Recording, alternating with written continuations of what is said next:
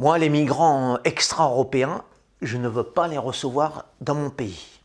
Qu'ils demeurent dans leur contrée natale, car c'est là qu'ils ont pleinement le droit de séjourner, mais pas chez les autres. Je ne me sens pas concerné par leurs problèmes dans la mesure où eux-mêmes sont indifférents à mon sort et à celui de ma patrie.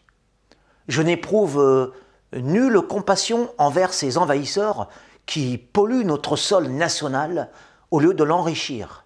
Leur présence chez nous n'apporte ni la beauté ni la fortune, ni aucune élévation à notre société, comme le croient ou feignent de le croire les idéalistes de gauche, mais la misère, la ruine, l'insécurité. Leur venue est un appauvrissement pour notre nation. L'intrus africain incarne le naufrage, non la chance. Qui force nos frontières pour s'installer illégalement dans nos rues, déféquer sous nos fenêtres, camper au cœur de nos jardins, se vautrer jusque dans les fauteuils de nos salons, ne mérite surtout pas d'être accueilli en grande pompe et de toucher des écus, mais plutôt d'être reçu à coups de pompe dans le cul. N'est-ce pas l'exacte raison d'être de la souveraine barrière encerclant l'Hexagone?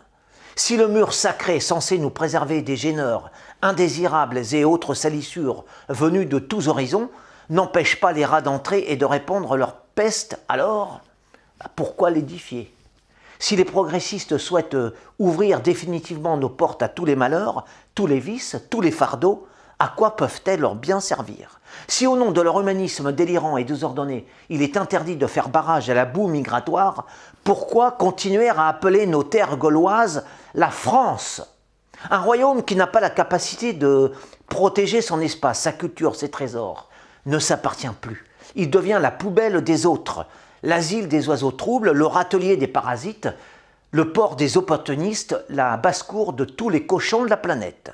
Au nom de ce principe totalement irresponsable, de générosité universelle, si cher aux libertaires, celui qui vient occuper nos prés carrés sans y être invité devrait donc se sentir chez lui et y revendiquer des droits prioritaires.